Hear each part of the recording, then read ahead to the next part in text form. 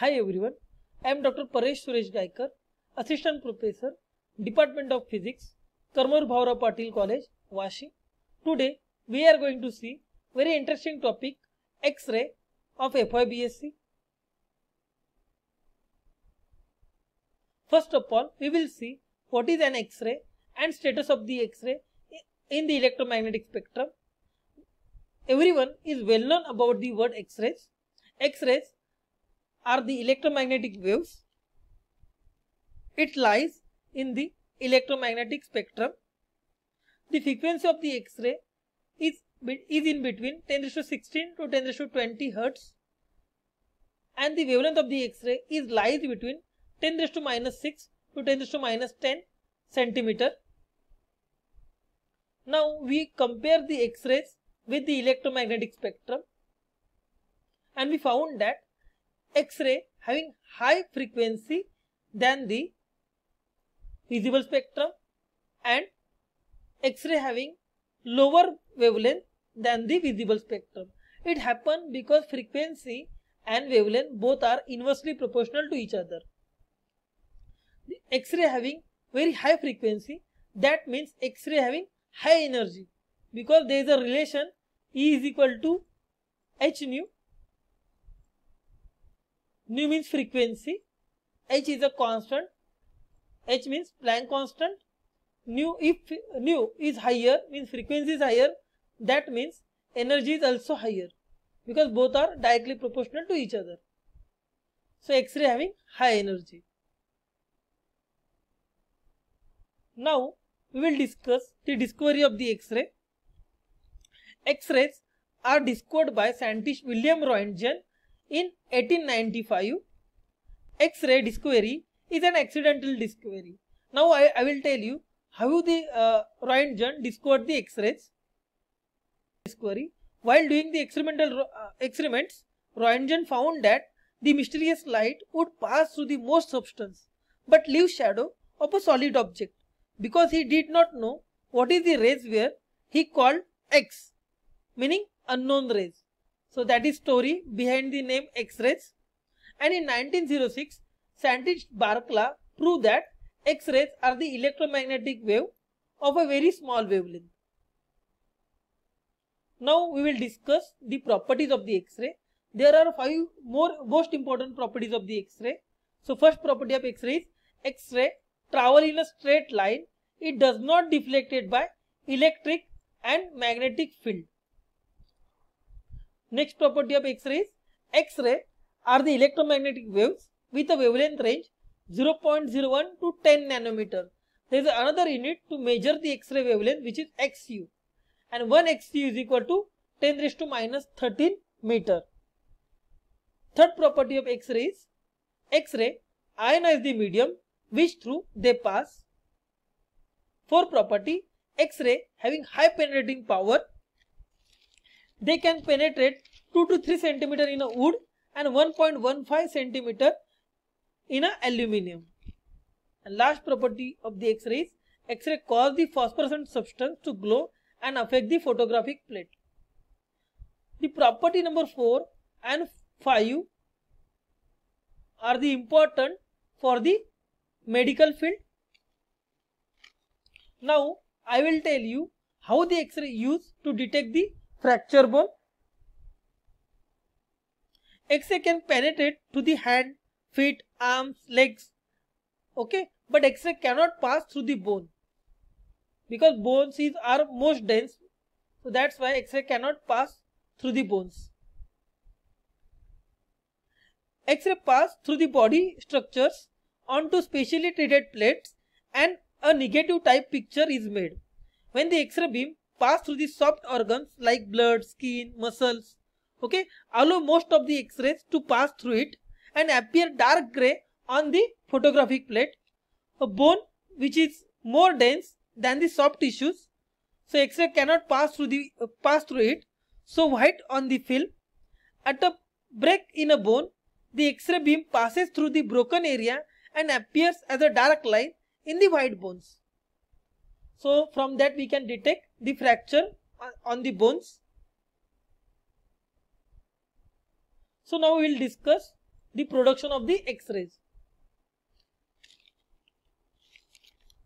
X-rays can be generated in evacuated tube, or we can say X-ray tube. There is a vacuum in that tube. The positive terminal of the battery is connected to the target material or anode material, and negative terminal of the battery is connected to the filament or cathode terminal. The cathode is most of the time made up of cobalt, copper like material, and the anode material is most of the time is made up of tungsten or molybdenum like material. When the current I pass through the filament F, this filament F is heated and the electrons are generated by the thermionic emission, and because of the high voltage, this electron is accelerated towards the target material, and from the target material generated rays, and that rays is called as a X-rays. So this is the story of generation of the X-rays. Now we will see the experimental observation of this experiment. Suppose, so this is the figure. First, here we can see that here we increase the voltage and we studied the intensity of the X-rays. So here we found that as we increase the voltage of the battery, then the intensity of the X-ray is increases. Means, suppose we increase the voltage of the battery, that means the electrons is highly accelerated towards the anode material and the more intense X-ray are generated. So that means if we increase the V, then the intensity of the X-rays increases and high penetrating power are produced. Same like as we increase the current I, then more electrons are generated by the thermionic emission and we will get more intensities X-ray as we increase the current I. This graph shows that as we change the target material, then we've got different spectra. These are here there is an example of tungsten and molybdenum. Here we change that target material, then we can found that the spectra of the both material is different.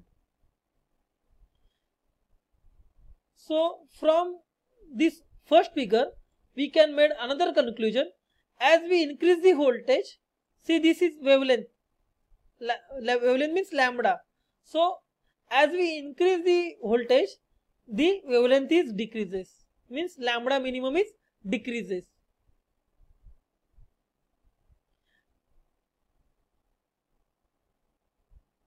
So these are the conclusion we made from these graphs.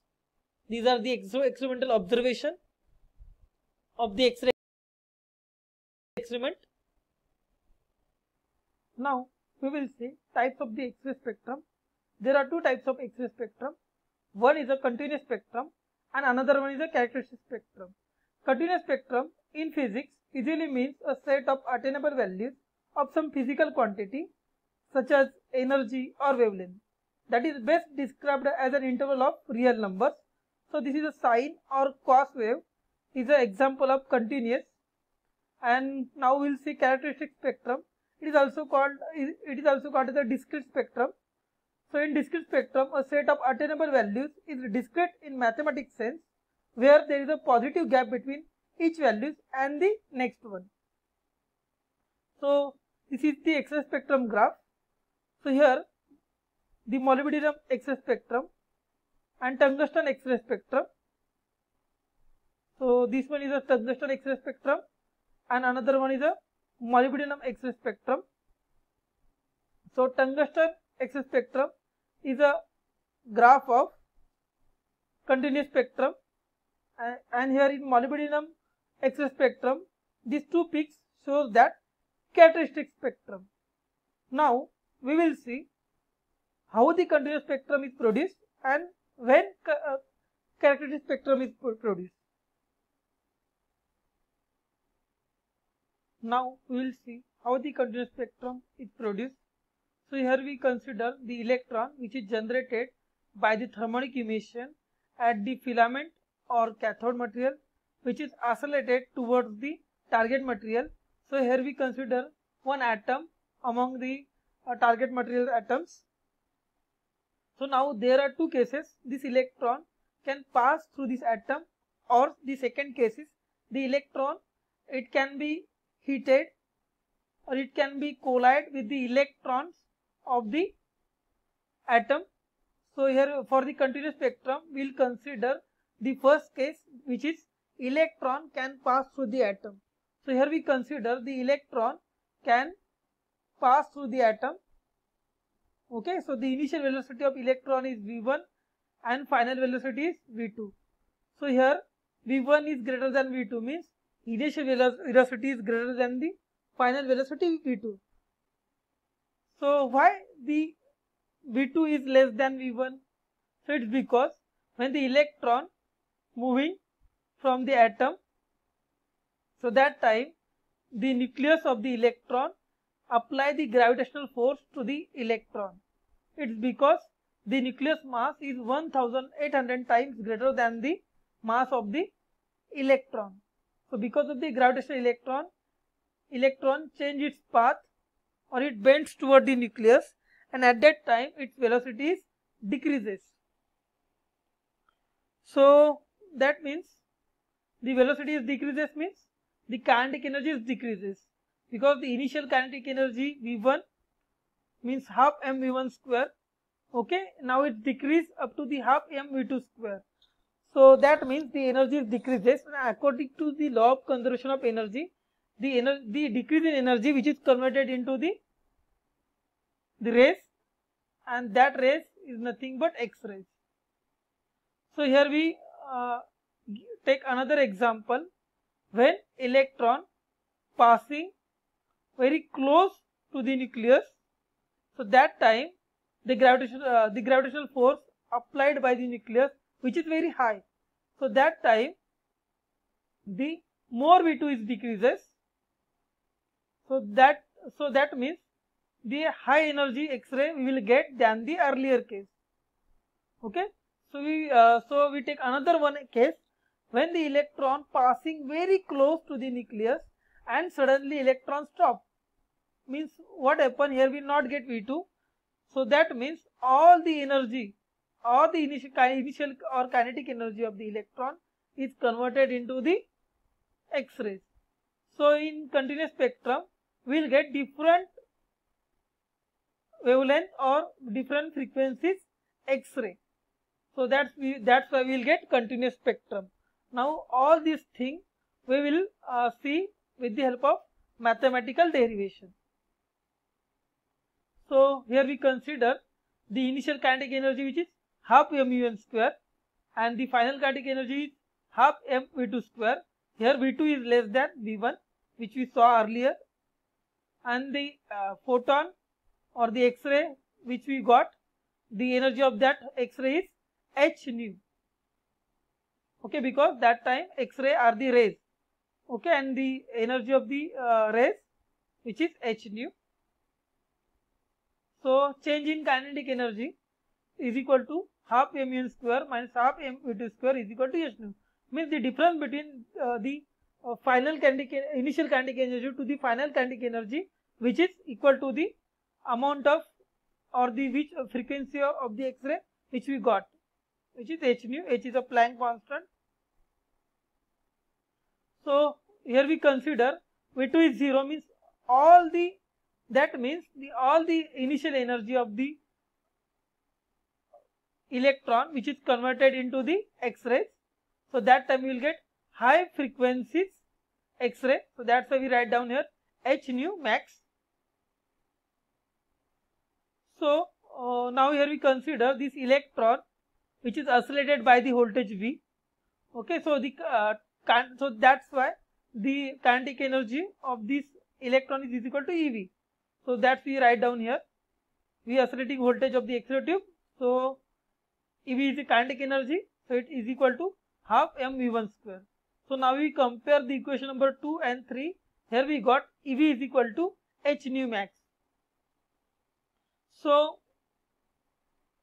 Nu means frequency, and we write down the frequencies like this. Nu is equal to c upon lambda. C is the velocity of light and lambda means wavelength. So here our nu is max, is maximum frequency. So when frequency is maximum, that time wavelength is minimum, because frequency and wavelength both are inversely proportional to each other. So that's why we rearrange this equation. V is equal to Sc upon lambda minimum. So in this example, we now rearrange this equation for the lambda minimum. So we will get lambda minimum is equal to Sc divided by Ev. So H means the Planck constant, which is value is 6.63 into 10 raised to minus 34. C is the velocity of light. Value of velocity of light is 3 into 10 raised to 8 meter per second. E is the charge of the electron, which is 1.6 into 10 raised to minus 19. So we rearrange this equation for the lambda minimum. So we got lambda minimum is equal to Sc divided by Ev, and we put the constant values H, C and E. So we got 1.24 into 10 raised to minus 6 divided by voltage, and its unit is meter.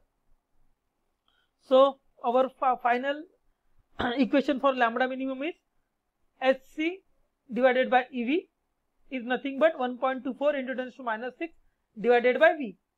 Okay, and this formula is also called as a Doyne-Hunt formula. So this is very important formula. So here we also found that the lambda minimum is depend upon the only voltage, because other things are constant. So lambda minimum is inversely proportional to voltage. That means as we increase the voltage, lambda minimum is decreases, and that same thing we have found in our experimental observation. As we increase the voltage, lambda minimum is decreases.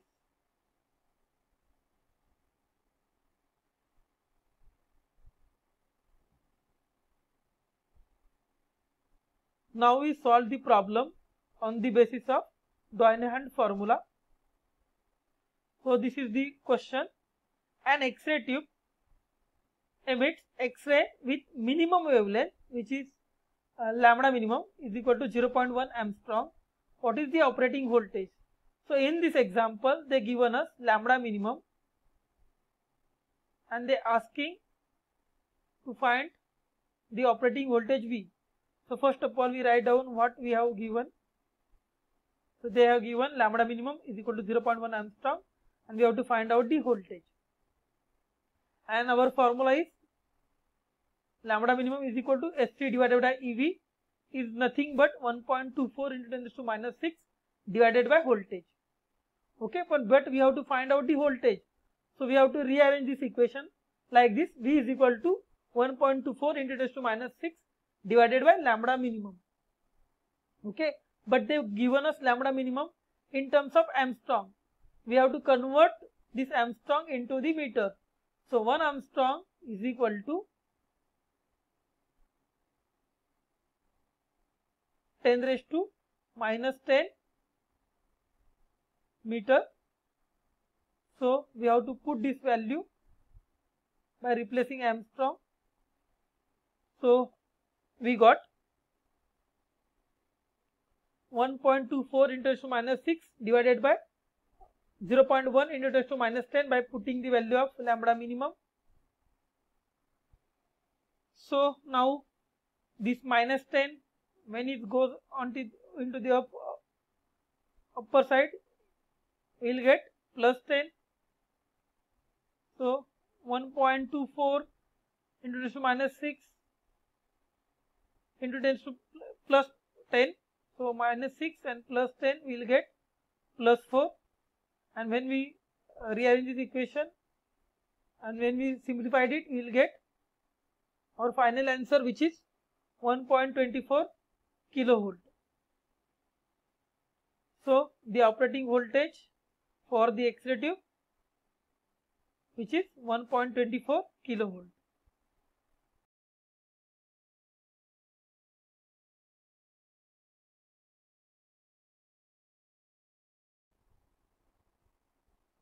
Now we will see how the characteristic X-ray spectrum produced.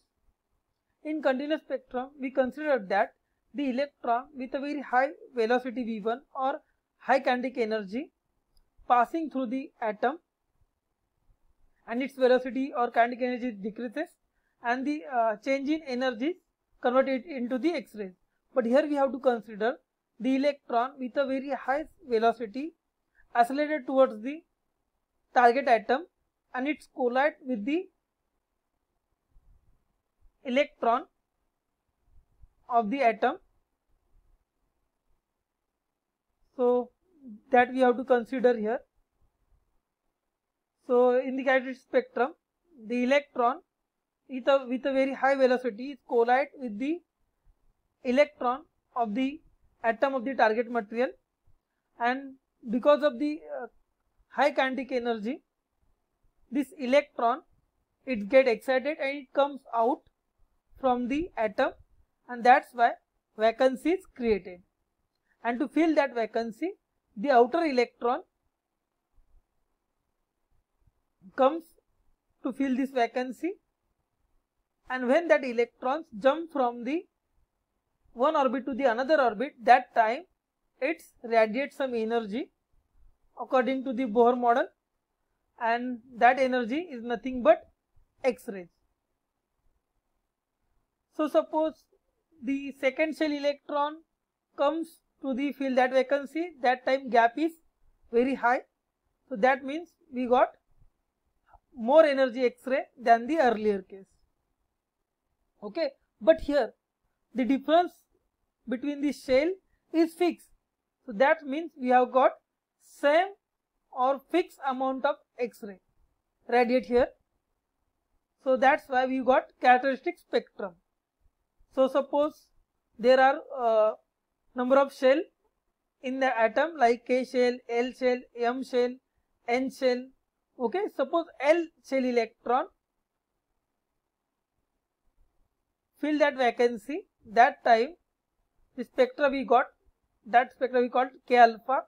When M shell electron comes to fill that vacancy, that time we got K beta X-ray.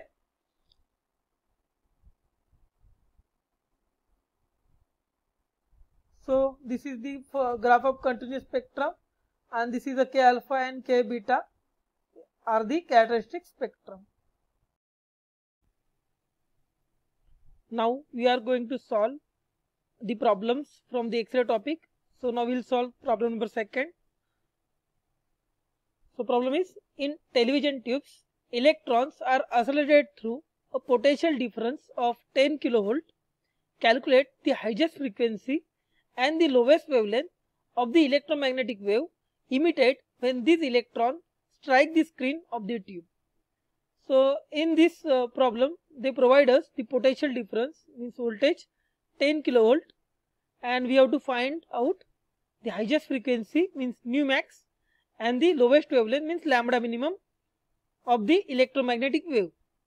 So that's why first of all we write down what they have given to us.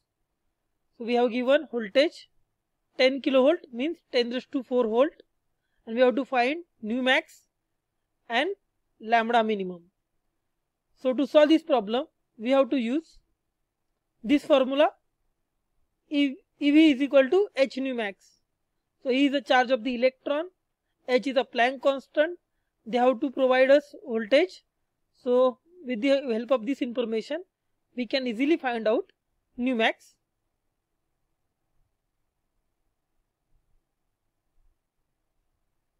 Now to find out the nu max, we have to rearrange this equation. So we will get nu max is equal to EV divided by h, and then we will substitute all the values of constants. So see, here we put E, charge of the electron, and value of its 1.6 into 10⁻⁻19. Then we put it here, the value of voltage, which is 10⁴ volt, and then h means Planck constant, value of Planck constant is 6.6 into 10⁻34. And after the solving this, we will get 2.42 into 10⁻18 hertz. So we will get maximum frequency, which is 2.42 into 10 raised to 18 hertz. So now we will get the frequency. Okay, and now we have to find out the lowest wavelength. So we know that when frequency is maximum, that time wavelength is minimum, because both are inversely proportional to each other. So we have formula V is equal to C upon lambda. Okay, when nu is maximum, okay, that time lambda is minimum. Okay, so we have this, using this formula we will find out the lambda minimum, and after rearranging this equation we will get lambda minimum is equal to C divided by nu max. Now we have the value of nu max, so we will get, we have to put first of all the value of C, which is velocity of light, value of that is 3 into 10 to 8 meter per second, and the value of nu max, which is 2.42 into 10 to 18. After solving this, we will get lambda minimum. So we get lambda minimum is 1.24 into 10 to minus 10 meter. Okay, but we can change this unit into Armstrong, because 10 into 10 to minus 10 meter is equal to Armstrong. So we will get lambda minimum is equal to 1.24 Armstrong.